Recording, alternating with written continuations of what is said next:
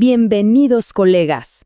Hoy vamos a enfocarnos en un tema que es, sin duda, un pilar en nuestra práctica diaria y fuente de constante debate: el manejo de la presión arterial en el paciente adulto mayor durante todo el proceso perioperatorio.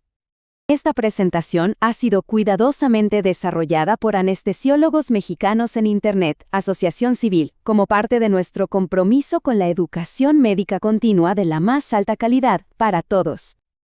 Para que tengamos una hoja de ruta clara, hemos dividido el tema en 6 secciones clave.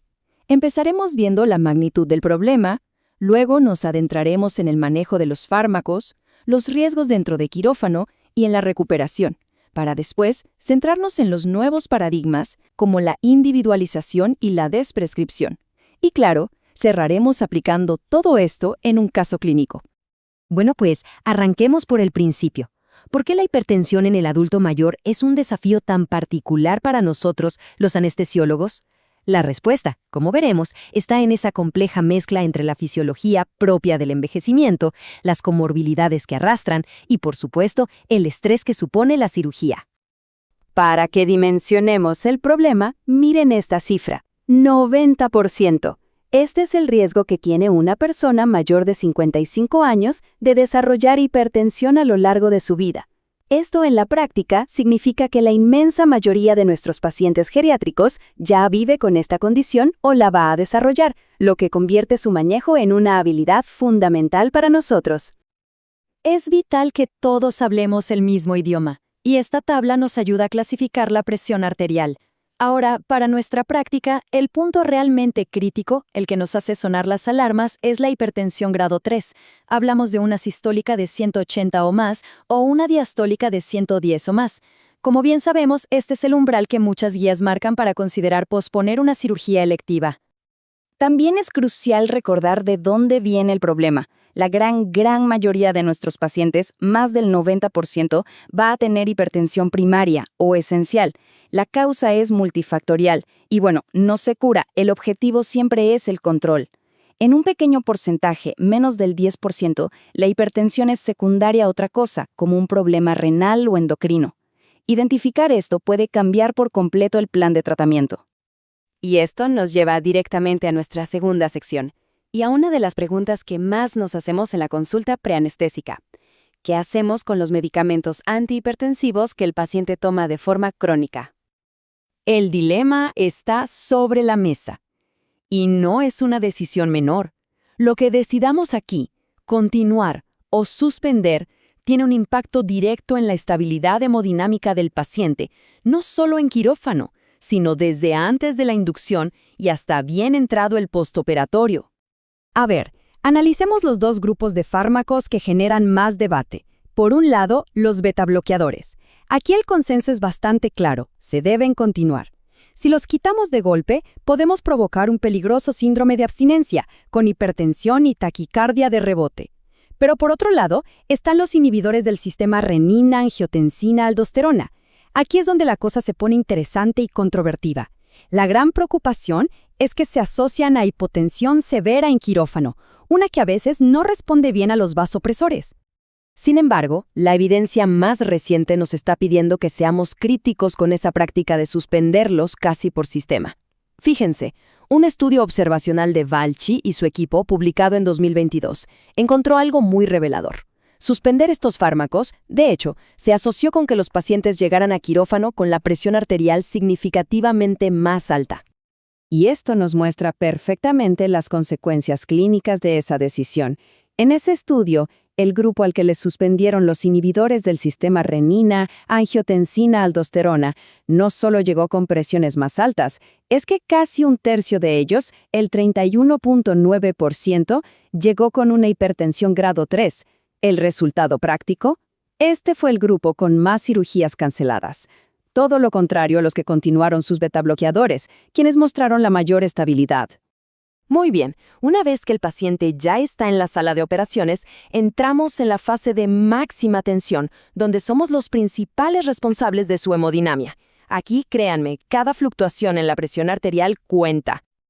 Hablemos de nuestro principal enemigo, la hipotensión intraoperatoria. Es importantísimo entender que no la definimos con un número mágico universal.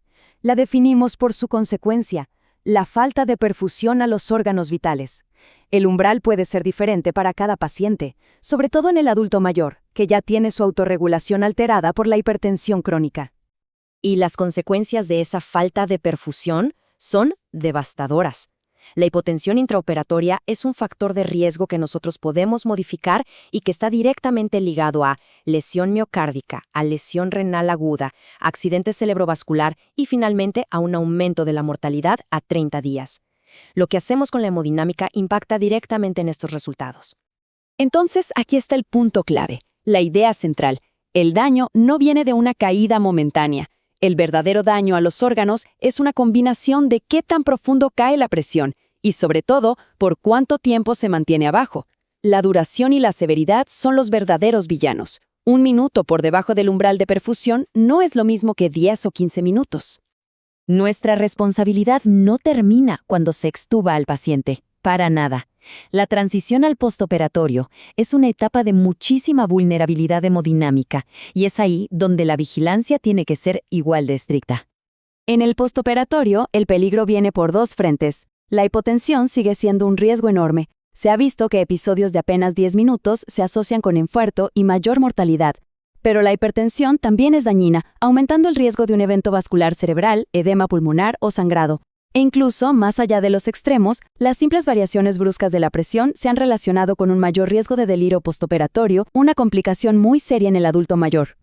Por lo tanto, una de las intervenciones más importantes que podemos hacer en esta fase es reiniciar la medicación crónica del paciente lo antes posible. Tanto los beta-bloqueadores como los inhibidores del sistema renina-angiotensina-aldosterona deben volver a administrarse tan pronto como sea seguro. De hecho, retrasar su reanudación por más de 48 horas se ha asociado a peores resultados. Ya vimos los riesgos, pero ¿cuál es la mejor estrategia para evitarlos? Esto nos lleva a la quinta sección, que trata sobre el cambio de paradigma más importante en el manejo hemodinámico actual, pasar de metas universales a una estrategia totalmente personalizada. El manejo individualizado significa, en pocas palabras, dejar de tratar un número en el monitor y empezar a tratar la fisiología del paciente que tenemos enfrente. Significa que ajustamos nuestras metas basándonos en la presión arterial que maneja el paciente en su casa, no en un valor sacado de una guía para la población general. El objetivo final es asegurar la perfusión de sus órganos, no llegar a un número arbitrario.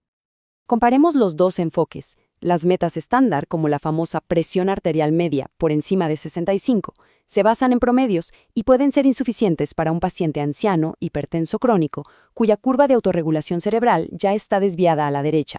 Para él, una media de 65 podría significar hipoperfusión cerebral. Un enfoque individualizado, en cambio, podría fijar la meta en no bajar más del 20% de su presión arterial media basal, tomando en cuenta su fragilidad y si tiene enfermedad renal o cerebrovascular. Y dentro de este paradigma de individualización, aparece una herramienta terapéutica potentísima, la de prescripción. Y ojo, no se trata simplemente de quitar un medicamento, es un proceso clínico, deliberado y supervisado. Ocurre cuando, después de reevaluar el paciente, concluimos que los riesgos de continuar con un antihipertensivo, sobre todo en un paciente frágil con polifarmacia, superan los posibles beneficios. Hacer una desprescripción de forma segura no es improvisar, requiere un proceso. Primero, se evalúa el balance riesgo-beneficio en el aquí y ahora del paciente. Después, se elige qué fármaco quitar, normalmente el que tenga la indicación menos clara o el que dé más problemas. El paso 3 es la clave. La reducción debe ser gradual, poco a poco, nunca de golpe.